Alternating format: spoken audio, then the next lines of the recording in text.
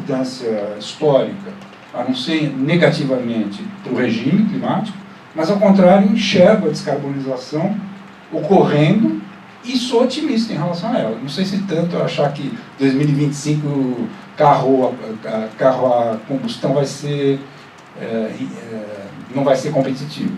Tenho a impressão que é um pouco... Mas vamos apostar nisso, por favor. Gente, acho que a gente pode depois continuar essa conversa quando juntar todo mundo, né? Acho que tem algumas contas aí. Então, queria agradecer ao Zé Eli, o Tasso, e chamar o Jorge Soto e a Raquel Biderman aqui para ocupar esse espaço.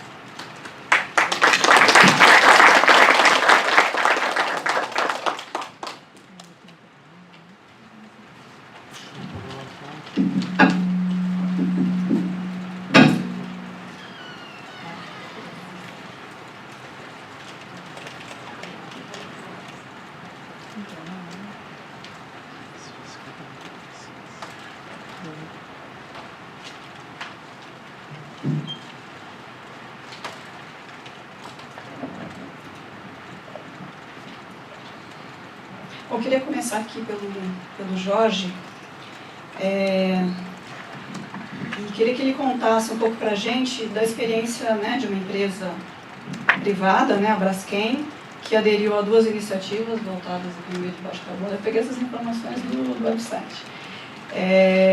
2 iniciativas denominadas precificação de carbono e liderança empresarial para a precificação de carbono. Então eu queria saber assim, por que a empresa acha que vale a pena ir por esse caminho, né? Sendo que hoje em dia a maior fonte de matéria-prima ainda é de origem fóssil, que é o petróleo, né? Ela está numa transição, mas o que ela está imaginando nessa transição é a velocidade dessa transição, né? Bom dia a todos, obrigado pelo convite. A precificação de carbono entendemos como um instrumento de incentivo a essa mudança. Na Braskem, desde 2007, estamos investindo nessa nova economia de produtos com menor intensidade de baixo carbono. Entendemos que o Brasil tem diferenciais comparativos positivos para esse tipo de desenvolvimento. Hoje, a boa quantidade de recursos para o nosso time de inovação e tecnologia são votados para o desenvolvimento desse tipo de produto. Tivemos sucesso no desenvolvimento de um deles, que é o polietileno de origem renovável. Com isso, com um investimento de R$500 milhões, nos tornamos o maior produtor mundial de biopolímeros. E por estarmos no Brasil, acreditamos que isso pode continuar. Ou seja, acreditamos que o futuro da indústria química, como o Tasso já estava levantando, depende da inovação, depende de continuar a trazer soluções para a sociedade que, ao mesmo tempo, satisfaçam suas necessidades, mas que tragam um impacto ambiental cada vez menor. Então, isso, por estarmos no Brasil, entendemos que isso é perfeitamente viável. A produtividade da biomassa, estava falando com o professor José Eli, a produtividade de biomassa no Brasil é muito superior em outros lugares do planeta, e isso então traz um grande potencial para a economia brasileira e para as indústrias que tomam essa decisão.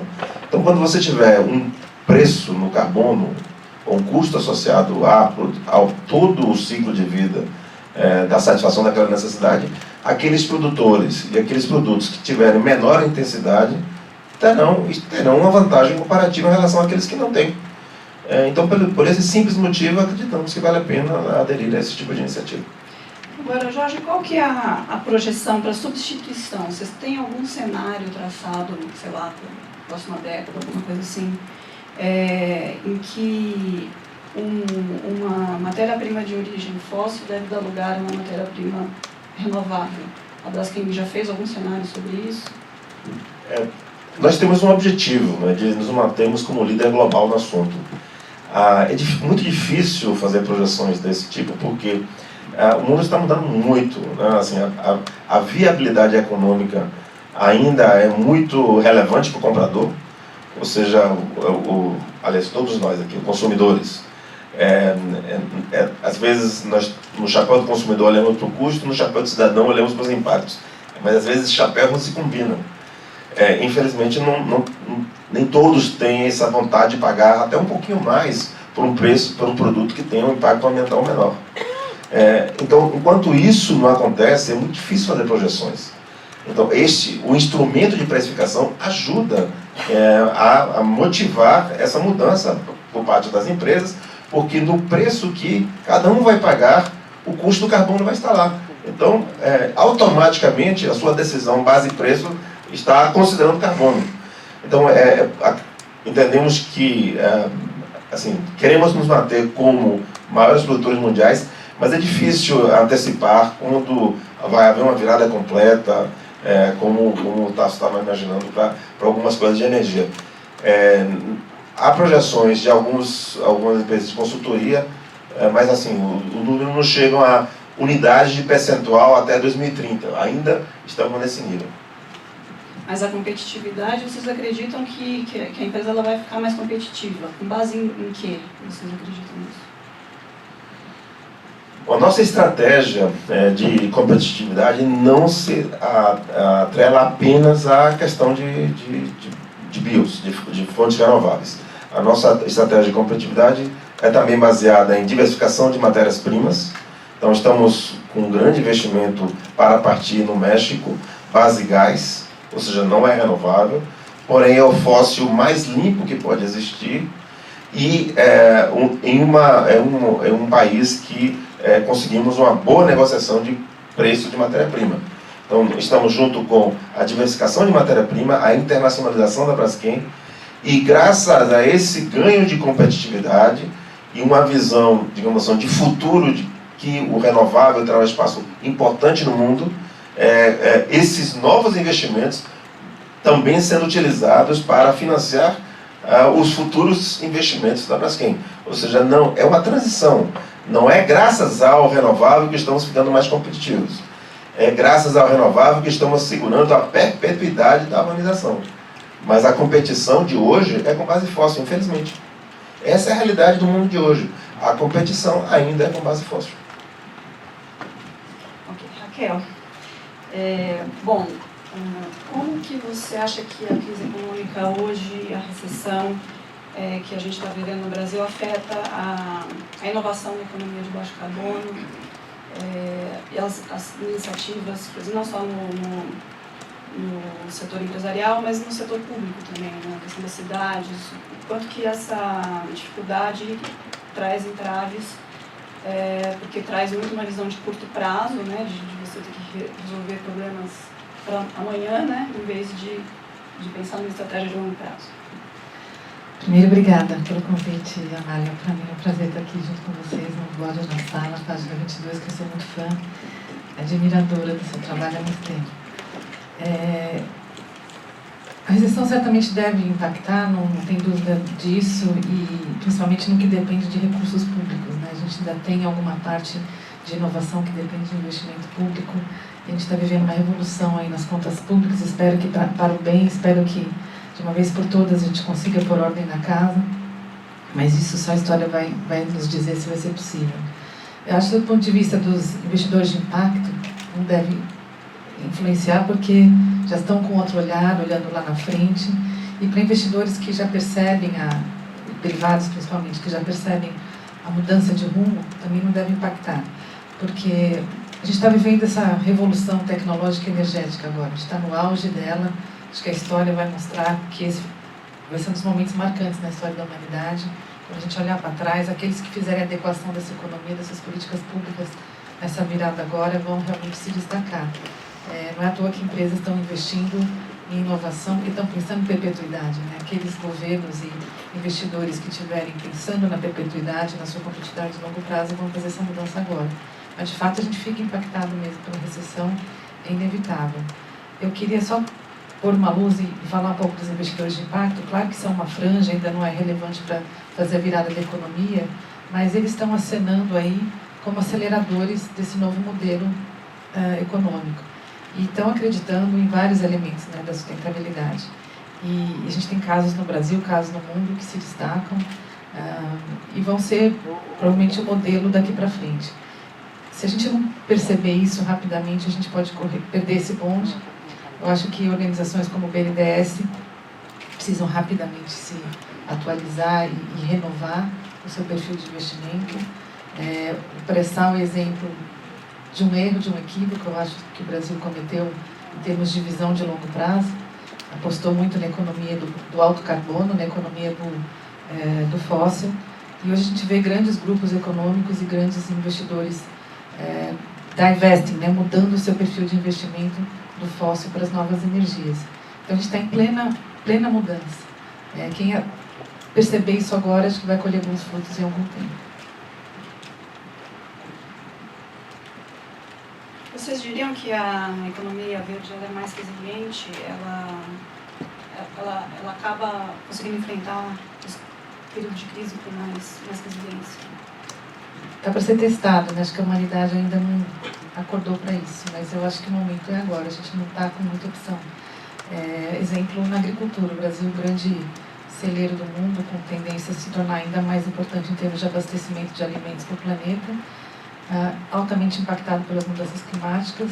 Tem estudos da Embrapa aí mostrando o quanto que algumas culturas já estão sofrendo, outras vão sofrer com essas mudanças. Se a gente não se adaptar rapidamente a essa nova realidade e não tornar a economia mais resiliente, ou seja, mais adaptada a essa nova realidade climática, vamos sofrer muito. Então, um país agro e pesado em agricultura e pecuária, em grande parte como somos, depende desse olhar, né? A gente depende profundamente do clima, nós estamos ligados a essa mudança do clima na raiz da nossa economia.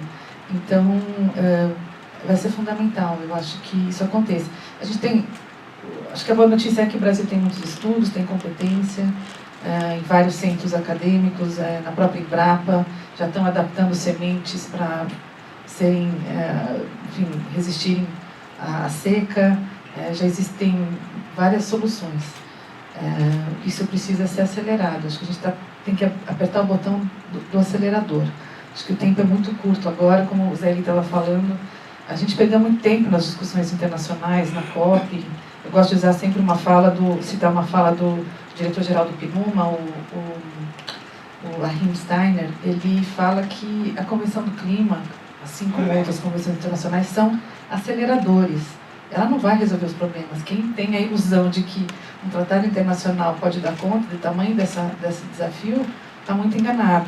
Ela está lá piscando uma luz vermelha, dizendo, olha, estamos num momento de emergência, mas a solução se dá no campo, se dá na cidade, se dá no nível do poder público local, das empresas, e acho que muitos já despertaram, tanto que nos últimos anos, nas COPs de clima, a gente tem assistido cada vez mais uma presença forte de líderes de governos locais. Eles estão se organizando em alianças subnacionais, já tem várias, e é por aí que eu acho que a gente vai direcionar não só as políticas públicas, como a nossa economia.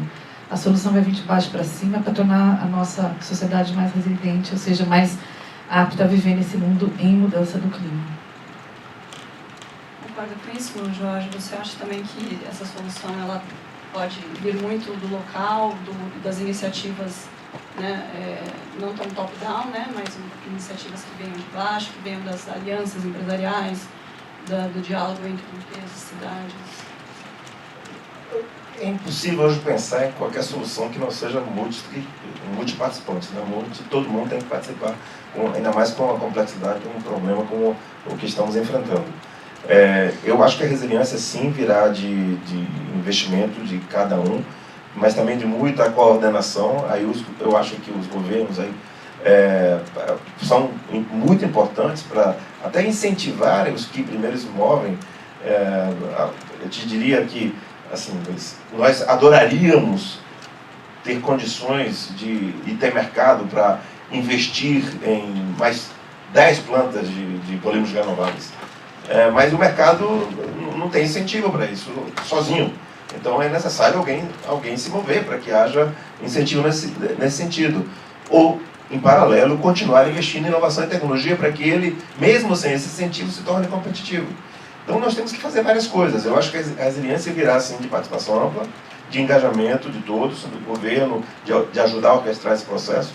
de investimento em inovação e tecnologia, sem dúvida, aí fazendo um paralelo rápido, um parênteses rápido, na inovação, não apenas na produção dos materiais iniciais ou da energia inicial, mas também da forma como a sociedade utiliza esse material e essa energia, porque na forma muitas vezes está o principal impacto. Estudos que nos mostram que no ciclo de vida do produto, naquela fase de uso, há um grande consumo de água, há um grande consumo de energia, há um grande conjunto de emissões, e isso significa que o envolvimento do usuário, do consumidor, é extremamente relevante. Então, aí, novamente, mais um agente importante nessa resiliência. E o paradoxo é que, se nós não formos nos adaptando, de uma maneira geral, sejam empresas, governos, consumidores, se a gente não se focar na adaptação, o problema aumenta. Então, você vai precisar mais ainda depois. Então, é melhor fazer logo, o quanto antes. Na Braskem, temos feito análise de cenários de risco para 2040, para vocês terem uma ideia. Não devido a essa análise de risco, mas devido a uma antecipação de líderes que tinham uma visão, nós viabilizamos um investimento no maior instalação de água de reuso de São Paulo. Não sei se todos conhecem, aqui no ABC, chamada Aquapolo. É a maior estação de água de reuso no hemisfério sul do planeta, que graças à visão adequada de alguns líderes da Braskem, viabilizamos isso, e hoje não falta água para nós. Uma água equivalente a uma população de 500 mil pessoas, graças a uma visão apenas. Agora, entendemos que essa visão, complementada com estudos de análise de risco, darão também resiliência a esse processo. O que está na análise de risco daqui em 2040? O que surge? O que surge? A mudança do sistema hídrico. Isso surge com mais força ainda. Isso já está acontecendo. Isso prejudica não apenas a questão de disponibilidade de água, mas também no Brasil a disponibilidade de energia. Temos uma base de energia elétrica muito baseada em hidrelétrica, então antecipamos que isso vai acontecer.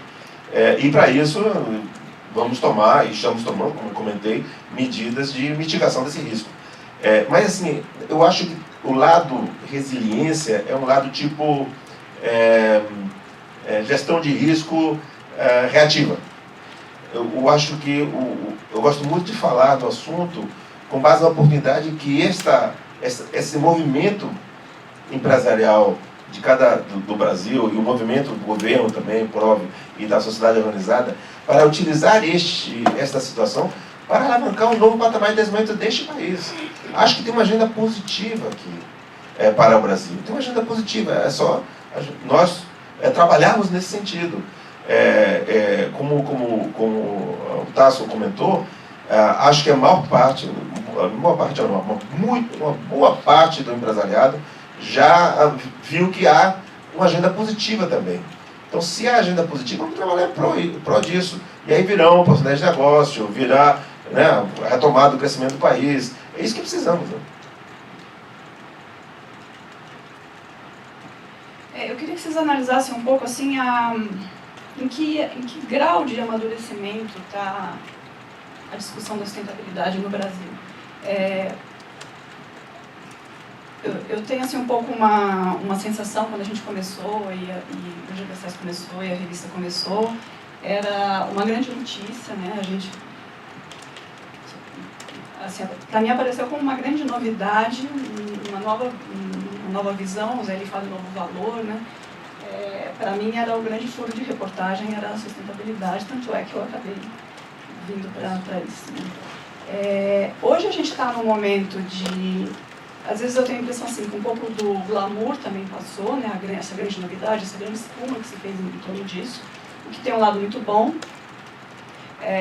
Mas, por outro lado, também a gente pensa, eu vejo muito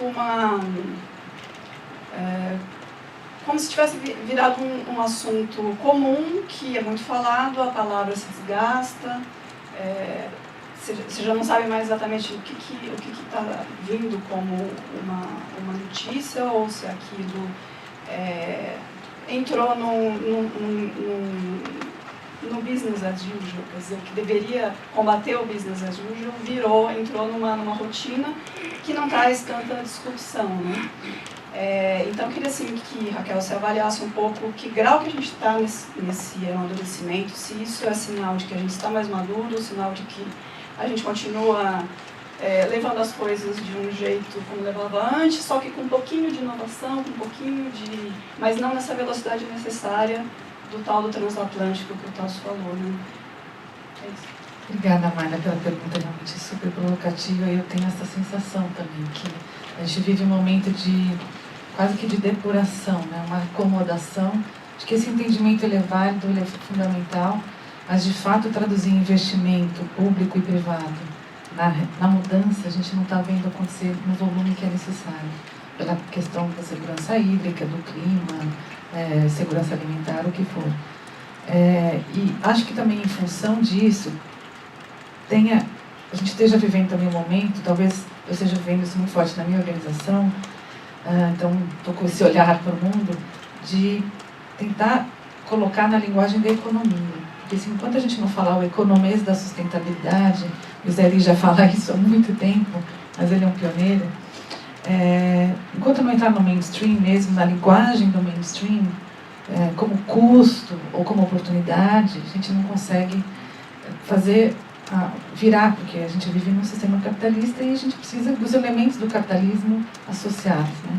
Então eu vejo, no caso da minha organização, a gente tem publicado alguns estudos, chamam a série New Climate Economy, Nova Economia do Clima, e formamos um grupo de economistas com várias instituições do mundo afora, nós somos um dos facilitadores do processo, e seguindo na pegada do Stern, em 2006, quando ele publicou o primeiro relatório, mostrando que era possível fazer a virada, a economia dava conta, os recursos estavam disponíveis, é uma questão de mudança de paradigma na tomada de decisão. E, infelizmente, acho que o convencimento talvez vai vir da forma dura, vai vir da forma dos impactos climáticos, né? Na medida em que a gente vai viver eventos climáticos extremos com mais intensidade e mais frequência, a economia provavelmente vai se ajustar na marra, na força. Não precisava ser assim, tem economistas falando isso há muito tempo, a gente já poderia ter enxergado isso, mas parece que vai vir da forma mais forte a introdução disso na economia. De qualquer maneira, eu já vejo assim, algumas aberturas da sustentabilidade virando prática, né? Então, isso, como eu estava falando antes, alguns grandes investidores institucionais fazendo a saída do investimento do fóssil, eu acho que foi uma das grandes notícias dos últimos tempos. Um líder como Al Gore, por exemplo, que ganhou lá o prêmio Nobel junto com cientistas do IPCC, tem uma empresa de investimento, trabalha no investimento, focada em investimento em sustentabilidade. Ele hoje fala, eu estou colhendo os lucros da minha visão de uma década atrás. Ele está ganhando dinheiro investindo nas inovadoras que incorporaram sustentabilidade. Então, realmente, eu acho que é um momento de amadurecimento do discurso, amadurecimento do conhecimento, mas ele não se traduziu nas ações que a gente precisa, no tempo que a gente precisa. Duas informações para a gente refletir aqui sobre esse assunto. Primeiro, nós estamos falando de 92 para cá, no geral, né? Isso já são algumas poucas décadas de mudança em que o sistema econômico não mudou, né? Continuou mesmo, né? E os incentivos econômicos também não mudaram. Ou seja, as primeiras empresas que se moveram foram por crenças de que esse futuro seria um futuro melhor. Se moveram e algumas colheram frutos, né? como a Raquel comentou. Porque, de fato, quando você minimiza seus impactos ambientais ou maximiza os positivos, e qualquer um que seja econômico, social, ambiental, o resultado econômico vem junto, tirando aquele, digamos assim, o filé mignon. Não consegue capturar. Você reduz resíduo, paga menos para tratamento de resíduo. Não é? Reduz perdas de qualquer, para a água, para a atmosfera, você torna aquilo um produto. Então, de alguma forma, os primeiros estágios, eles se pagam. Né? Então, tem um benefício econômico. Chega, digamos, no status quo normal, não mudou nada no sistema, isso acaba. E aí as empresas dizem, e aí isso tem um estudo do Pacto Global mesmo, analisando quase 1000 CEOs, a opinião deles dizendo, nós já fizemos o que podíamos fazer. Literalmente. O que podia ser feito sem perder dinheiro, ou sem entrar no prejuízo, já foi feito. Precisamos que haja algo mais, e aí entra nos incentivos econômicos, mudança no sistema, de alguma maneira. Precificação de carbono é um exemplo, mas tem outras coisas que podem acontecer. Então, há necessidade de algo mais apenas no momento empresarial. Precisa ter, o governo precisa se envolver, o consumidor precisa se envolver. Literalmente, porque por isso nós temos na Braskem também uma iniciativa voltada para o consumidor. Porque se esse comprador não dá a sinalização adequada, como eu vou produzir um produto que é melhor? Um exemplo familiar, me filho, meu pai queria comprar um carro, você me ajuda, ajuda, filha. Mas desde que você me comprometa que só vai usar etanol e não faça as contas. Ok, beleza, então fechamos aí, ajudei ela a financiar o carro. Beleza, maravilha. Mas quantos de nós, mesmo pessoas engajadas, não fazem as contas, não continuam fazendo contas se eu boto etanol ou gasolina? Então é necessário que o consumidor se engaje, para que as empresas e o governo se engajem, para que empresas possam dar um passo a mais. Ainda continuaremos, temos as visionárias, mas eu acho que esse status de que aquilo que podia ser feito economicamente viável, isso já passamos. Acho que já passamos. Precisamos de inovação, muito investimento em inovação, e a inovação às vezes demora. A Braskem anunciou ontem o sucesso de um novo produto químico baseado em renovável, mas que ainda vai levar alguns anos para entrar no mercado. Ou seja, a inovação às vezes demora. Então é necessário que haja um movimento mais amplo de incentivo àqueles para que haja um contínuo movimento. Além da precificação de carbono, o que você acha que é importante nessa linha dos incentivos? Eu acho que seria muito interessante que o governo analisasse redução dos custos de investimento para tecnologias que são consagradas de baixo carbono. Então, isso significa financiamentos mais baratos, o custo de financiamento mais barato. O BNDES tem tentado fazer algo, não está parado no governo, tá? O BNDES tem tentado fazer algo, seja para inovação, seja para a sustentabilidade. Acho que o programa chama Nova Sustentabilidade, algo assim, do BNDES. Nós estamos parados, mas esse tipo é um outro exemplo de iniciativa que ajudaria para uma economia de baixo carbono. Mas acho que a Raquel tem outras sugestões. Você me fez me lembrar do plano ABC, do fundo ABC, dos recursos destinados à agricultura de baixo carbono, e que são recursos ainda limitados comparados aos recursos disponíveis para o setor como um todo. E ainda com dificuldade, né? Um fundo que está engatinhando, mas que precisa ainda azeitar um pouco a máquina para realmente deslanchar esse recurso. Então já tem uma sinalização do governo nessa direção, a gente precisa que a maior parte do recurso vá nessa direção, porque ele realmente vai fazer mudança. Então tem alguns sinais aqui no Brasil, mas acho que os países que na década de 90, início do século, implementaram o protocolo de Kyoto para valer, Europa é um exemplo, incorporaram instrumentos econômicos nas suas políticas públicas, desde impostos até incentivos, desincentivos. Então isso é possível, já foi provado. Mesmo o mercado de carbono é outro que, assim, houve balões de ensaio, a escala não aconteceu naquilo que a gente imaginava na época de Kyoto, mas os balões de ensaio nos ensinaram muitas coisas, que eu acho que agora é o momento de colocar. A gente vai precisar de todos os incentivos e instrumentos econômicos possíveis para essa economia de baixo carbono acontecer. Queria lembrar aqui, dar um depoimento, trabalhei muito tempo com o Fábio Feldman, foi deputado federal. Na década de 90, o Fábio já apresentava projetos de lei no Congresso, propondo ao Congresso que se criassem instrumentos econômicos para uma economia que na época não se chamava de baixo carbono, se chamava economia verde, mas ele já falava disso lá atrás. Então, a gente já tem esse aprendizado no Brasil, mas quando chega no momento de transformar isso em política pública, que depende de passar por um Congresso, as coisas emperram. E a gente não tem como fugir disso, porque a maior parte desses elementos dependem, sim, de legislação em função do sistema que a gente vive. Então, eu acho que tem, além do consumidor, tem o cidadão na hora do voto. Mudar a cara desse Congresso é mais do que urgente, não só por causa da corrupção, mas também em função da sustentabilidade.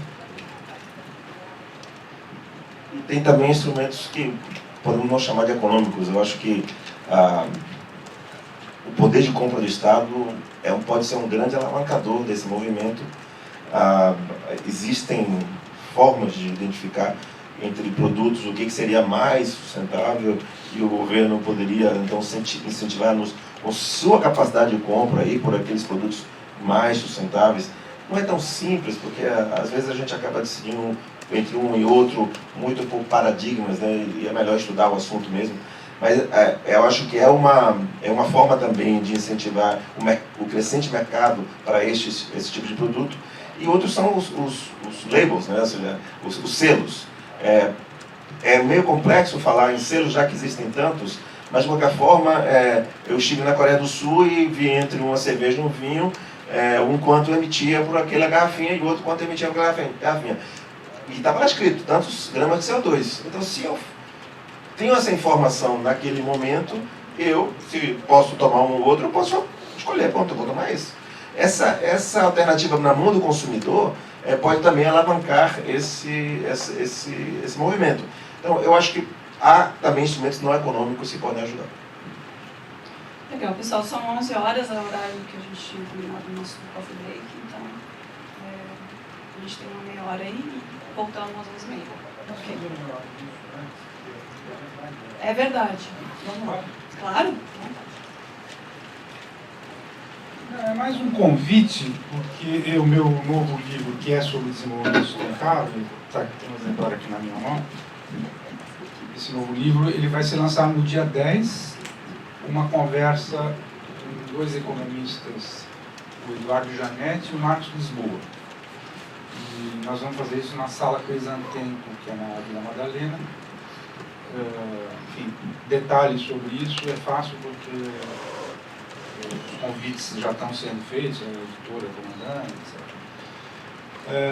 Como o livro saiu da gráfica um pouco antes, foi possível, o livreiro da GV já tem. E ainda mais soube agora, chegando aqui, que ele está dando um desconto de 20%. Então, eu aconselho vocês a correrem para ver quantos exemplares eles têm lá. Tá. E a outra coisa que eu poderia também aproveitar, que eu ia falar de qualquer jeito em algum momento, né, tem a ver com uma das perguntas que você fez para eles, e eu gostaria de responder, mas claro, não vou entrar nisso agora. Aqui eu pediria para vocês assim, um certo... entender que ainda é em caráter experimental. Eu participei da criação de uma plataforma que chama sustentáculos.pro.br. Não precisa de www, nada disso, basta isso, sustentáculos.pro.br, que é uma plataforma sobre desenvolvimento sustentável, sustentabilidade, voltada principalmente ao ensino médio. Se eu puder, eu gostaria de entrar. Por que eu investi nisso e tal, né? Tem a ver com uma das perguntas que você fez. Isso.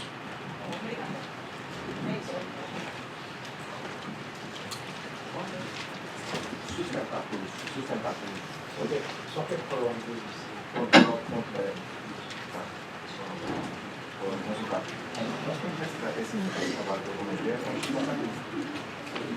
a educação de ensino médio também, tivemos já mais de 200 escolas nesse programa, também pela internet.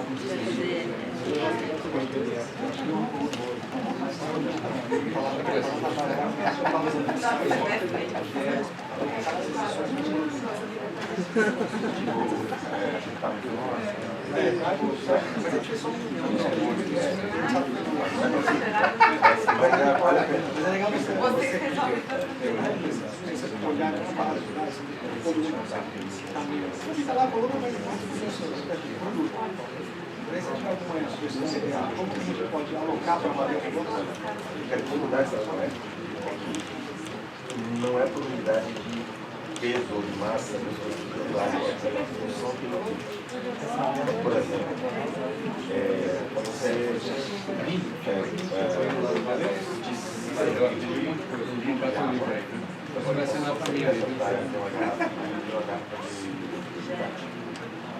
quantidade de massa associada a unidade de massa. de água, é diferente da fumaça do index. Para satisfazer a sua função, satisfazer esse modelo, não é só uma construção grande, mas ou comparar o no final de pessoal já você usa 50 gramas de vidro e 10 gramas de vidro. Não tem mais fluxo?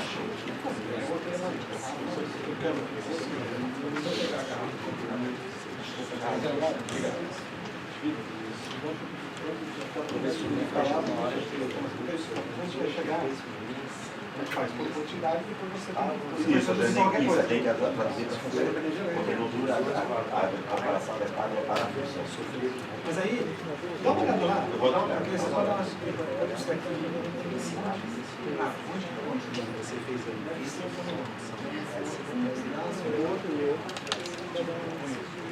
eles são qual é o produto? O produto é gás refrigerante? Mas ele é um tributário, é um ideal é você pegar o princípio que você vai usar para a sociedade e associar a esse livro químico a emissão da solução processual. Dá uma olhada. A gente está pensando como a gente pode construir isso. Nós estamos tem muita informação. Vou dar uma olhada. Vou dar uma olhada. A gente está trabalhando inclusive o nosso grupo de gasolina para a rede. Mas só está na base de dados mesmo no computador. Você baixa a base de dados e você tem Vamos olhar. E sabe o que faz a conversa? A GV também está participando para trabalhar nesse assunto de pegada de carbono.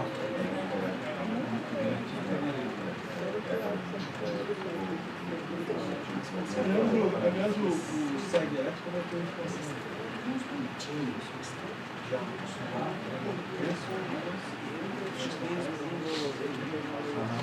já tem dado. A gente já sabe como vai fazer o dado. Mas aí, a quantidade de energia não vai ficar legal.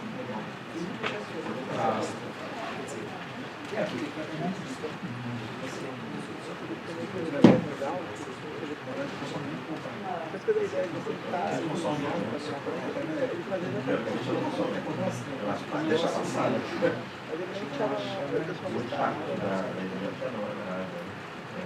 Na inovação, na geração de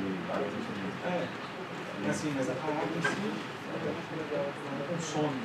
Eu acho que Mas aí sabe que você não consome fora, no ano passado, com a crise, o preço da mídia não foi trabalhando. Eles estão abrindo mesmo, inclusive de comércio, de caixa. Você tinha que economizar água, mas em vez de economizar água, você estava gerando energia porque estava no jeito social. Eles fizeram a renovação. Quem tinha feito a renovação fazia sentido. Acho que não tinha feito a renovação, podia vir no caminho e o cara despachou isso. Mas nesse caso conseguiu lá. Mas, em geral, até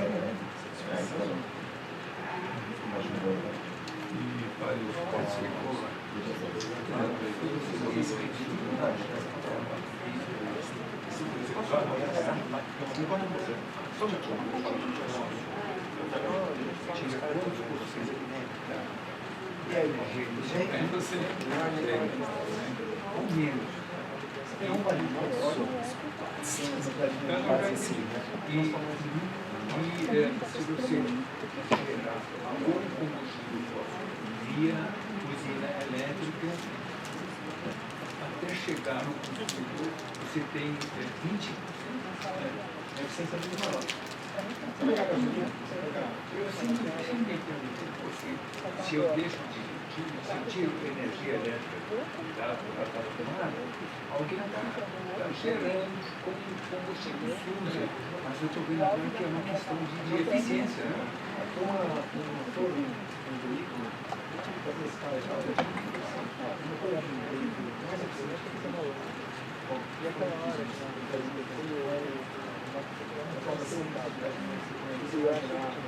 Eu coloquei óleo Sem unidade de energia, tem gasolina? Fala em porcentagem de 17 que tá lá, 17%. eu achei que tinha 25, eu não tinha. Então, só daquele combustível para fazer a se você pegar essa mesma gasolina, botar uma turbina, Com as perdas de transmissão e tudo, ainda é 20% a mais. 20 vezes mais.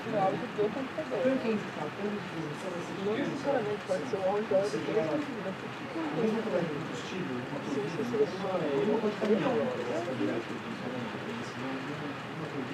ele vai, Eu acho bem. sei lá, com 60% de eficiência, 50% de eficiência. A perda da produção é 20%. Você pega o 60% e menos 100% é para então, quase que dobra. Só esse momento. Só que como a energia é mais um pouco comum lá. Eu entrei no YouTube, você faz carvão, você queima. Então você pegou o carvão e logo em seguida eu vi o som do YouTube. E queima demora pra joga isso. Só tava eu e você. Não tinha ninguém. Você tem algum site onde você explicita isso? Algum grupo de energia? Não, mas assim, se você olhar lá tem no meu blog, inclusive no negócio, tem artigos que falam um pouco sobre isso. No meu blog eu faço esse vídeo do blog, e eu já falei sobre esse tema algumas vezes, e aí tem os meus. Mas o jeito mais simples de você ver o carro, que é fácil de ver, entra no site da Tesla, ele tem uma explicação do que mesmo no estado que mais produz. Ele põe um dashboard assim, todos os estados dos Estados Unidos, o estado pior, assim, mais 100% de energia fóssil de carvão, ainda assim a Tesla, se você usar um carro elétrico, reduz as emissões de 25%. Obrigado, Tá bom? tchau, bom dia.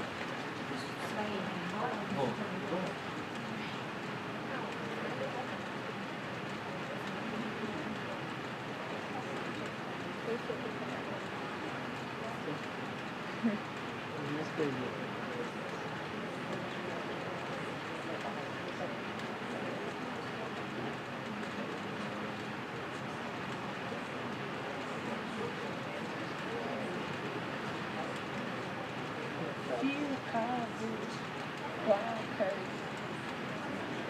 Não, eu não quero fio assim, só uma ponta de ele sai pegando. Até que essa entrada aqui funciona.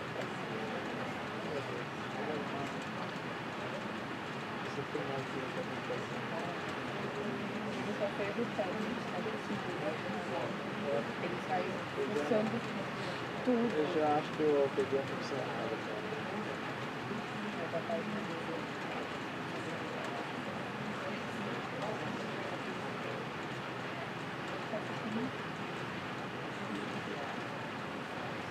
Até celular, sei lá, e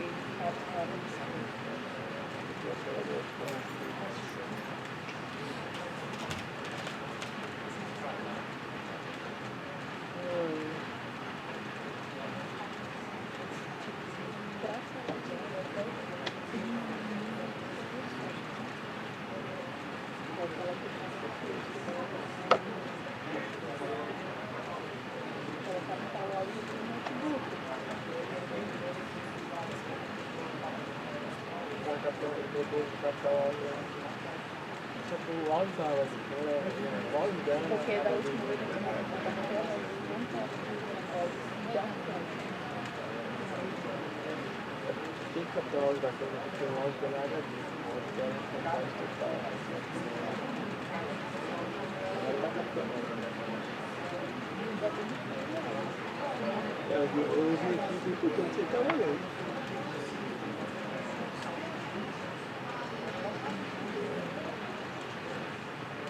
Duas pessoas, né?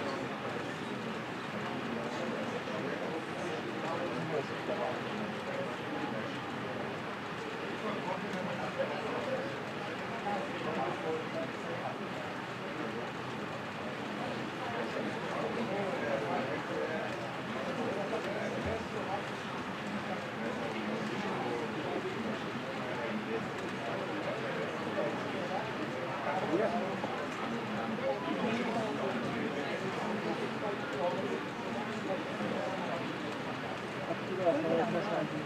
Tá sendo gravado.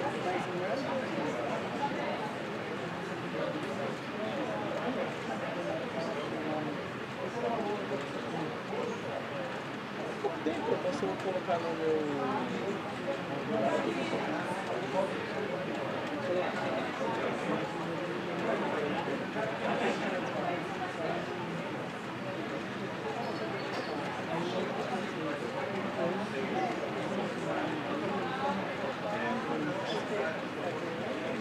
Sim, eu acho que é uma questão. Tenta fazer a transmissão, faz